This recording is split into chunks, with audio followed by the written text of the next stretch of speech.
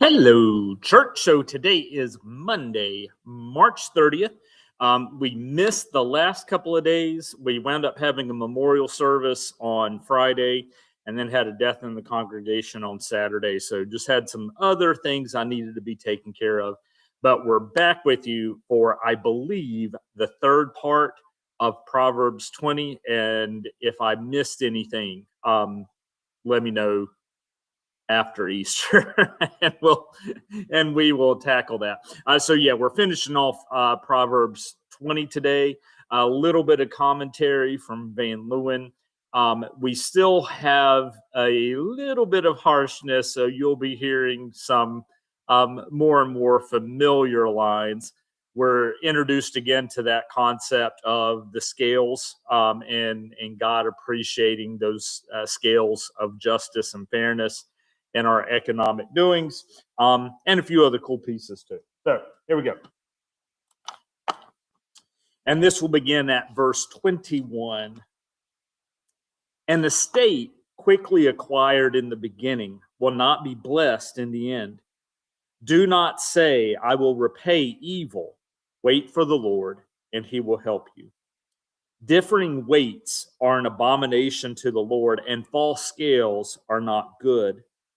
All our steps are ordered by the Lord. How then can we understand our own ways? It is a snare for one to say rashly, it is holy, and begin to reflect only after making a vow. A wise king winnows the wicked and drives the wheel over them. The human spirit is the lamp of the Lord, searching every inmost part.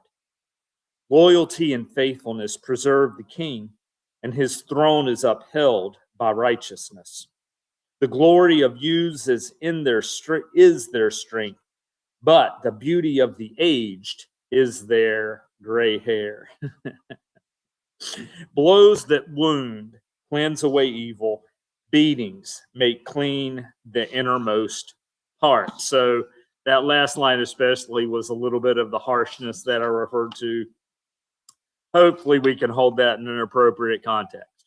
And then here's our final portion of reflection from Proverbs 20.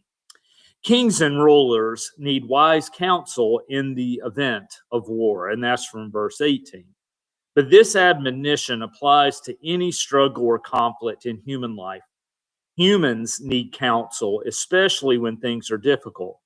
Those affected by a situation may be least able to see the whole picture or to think clearly about it. Jesus applies the metaphor of Proverbs 20:18 to counting the cost of discipleship, Luke 14:31-33. And then he does a little additional commentary on the limits for that saying on Proverbs 21:30-31. And now a little Eugene Peterson for you. He entitles this final portion, The Very Steps We Take. A bonanza at the beginning is no guarantee of blessing at the end. Don't ever say, I'll get you for that. Wait for God. He'll settle the score. God hates cheating in the marketplace. Rigged scales are an outrage. The very steps we take come from God. Otherwise, how would we know where we're going? An impulsive vow is a trap. Later, you'll wish you could get out of it.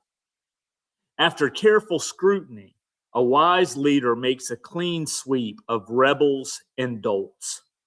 God is in charge of human life, watching and examining us inside and out.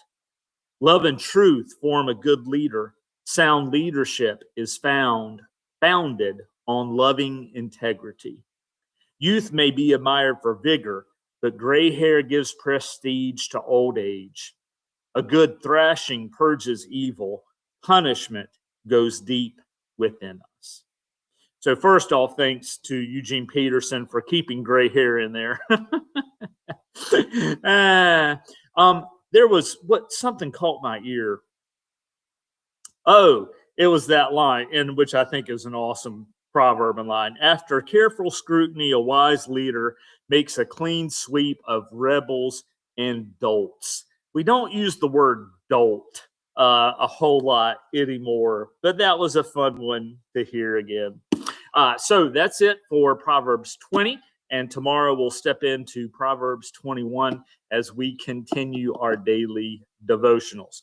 I was a little late getting out today's Lenten devotional. That should be popping through your email fairly soon as we're coming into to chapter 30. If you haven't been getting those, reach out to the church office and we'll be happy to get you on that email list. Thanks and have a great day. We'll see you later.